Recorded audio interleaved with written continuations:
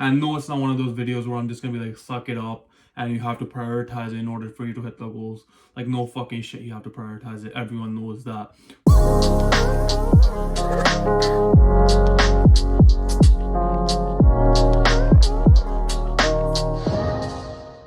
What is up, YouTube? Welcome back to the Bodybuilding Expedition Series, episode number 4.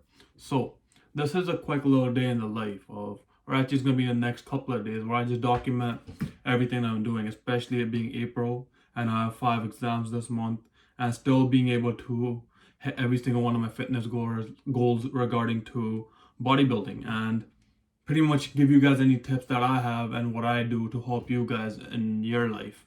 And no, it's not one of those videos where I'm just gonna be like, suck it up and you have to prioritize it in order for you to hit the goals. Like, no fucking shit, you have to prioritize it. Everyone knows that. But my goal for the video is pretty much to show you guys what I do, and so you guys can take away little things from it.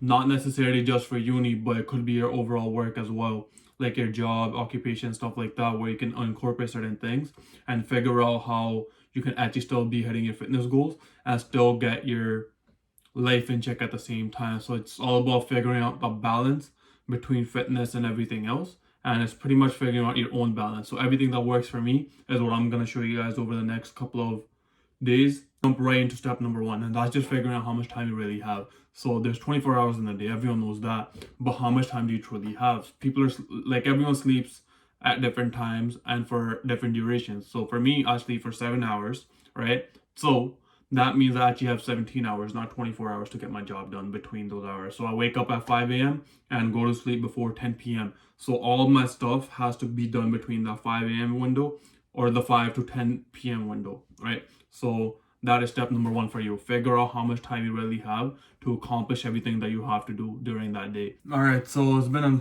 pretty busy couple of days, but because of the exams, I'm done 2, but I still have 3 left.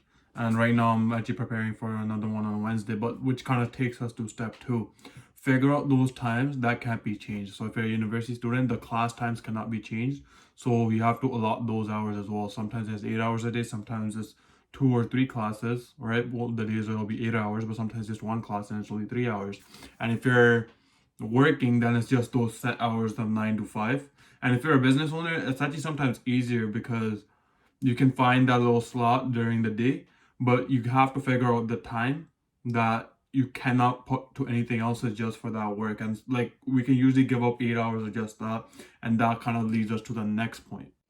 Okay, so before I move on to the next point, today is Tuesday, so my exam is tomorrow, and today is pretty much a full day of studying. And just before the next point, just wanted to highlight the importance of being able to adapt and roll with the punches, because today I'm supposed to train shoulders, but I really want to study a little bit more and prepare for the exam. So what I did was I kind of moved up my shoulder day to the Sunday that just passed, just so I could have the whole day. So you gotta know that sometimes the schedule isn't a perfect thing that you just have to follow all the time. There'll be certain things that come up and you're just gonna have to adapt to those things. But yeah, today is just pretty much studying. I'll probably catch up with you guys tomorrow after the exam and then talk about all the other things that you can do in terms of finding a balance between uni and work and being able to achieve your fitness goals. Done with the exam, and now I actually have 12 days until my next exam, so I can relax for a little bit today and just kind of lay about. But the next point is you want to figure out the gym times. So on the amount of times you want to go to the gym, how often you want to go, right? This is the next step for you after you figured out the times you can't change. And the reason for that is because you just kind of have to be able to put it into your schedule. And what you want to do after that is the slots that you have available after that is your study time. And that's where it kind of works out. And it's not like this overnight thing where it's like the schedule is built and you start following it, you realize there's a lot of more obstacles along the way, which you don't account for. It's like sometimes this commute takes longer than usual. Sometimes you have to do household chores as well. So a lot of that comes into play. So build a schedule, but also know that this is not permanent. Like, this is not the final product. It's going to be always changing. And that's what I was mentioning before, that you got to be able to roll with the punches. And the best thing about this schedule is that once you have that set time for your gym, right, you know that you're going to be at the gym or you're going to be at the gym for those times, that you have to get your studying done before that or after that, whatever you have scheduled at. And another good thing is once your class is in, it's just exam time.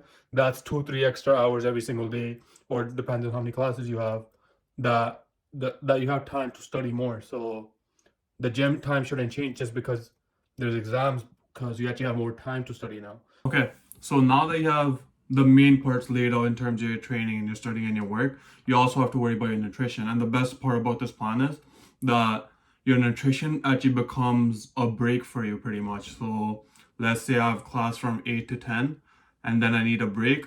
I'll actually have a meal set up at that point. So if you're having 4 meals, there's gonna be one after the gym, there's probably gonna be one before the gym, and it really helps you plan out how the day is gonna go, especially according to the things that are not gonna change. So that's the gym time and that's the class time and the work times. So setting up your meals around those times, it helps a lot in that way. Another thing to focus on is I'm just talking about the things that you have to get done in terms of nutrition, training, and studying and work. But there's also that you need time for leisure or just social activities with your friends or with your family, and you have to worry about that as well. And something that helps me with that is I have strict deadlines for every single day. So it's like I work from pretty much 7 in the morning up till 4, and then I get ready for the gym, come back. But when I come back from the gym, my studying is done. I'm not gonna touch the books after that. So there's a deadline. It's like I have the span.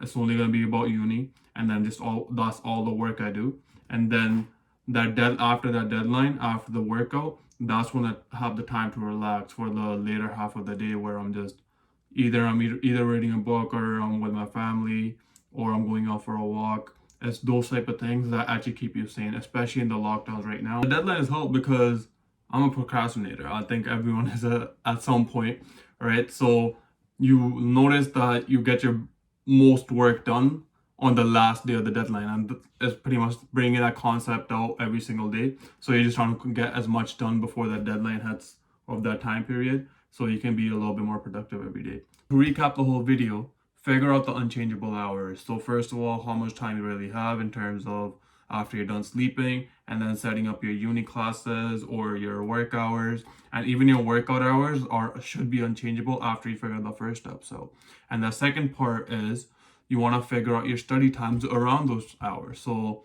short spurts are a lot better in terms of studying because you don't really lose out on that focus. And in order to keep it short is that you build your meal plans or your meal timing around those hours. It all depends on how many meals you really have.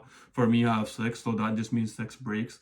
And that just allows me to shorten the study time a little bit more, just so I can get a little bit more productive. And the same in terms of productivity is the last point, is set up deadlines for every single day, right? Like you want to get this done by this time, and after this point you're not going to study anymore or you're not going to do any more work, and just allow yourself to relax, because you don't want to overburn yourself at the same time, right? Just so you leave at a point where it's like you want to get back to getting that schedule started the next day. You don't want to burn yourself out today just so you wake up later and everything gets pushed back. So you want to do just enough that the next day doesn't seem like you're gonna have to just put on ends and ends of hard work every single day. So yeah, I don't think there's anything else. Let me know if I missed anything, or if you have any suggestions that I may be missing out on or I should apply to my life. But other than that, be sure to subscribe, comment, like, and I'll see you guys next week.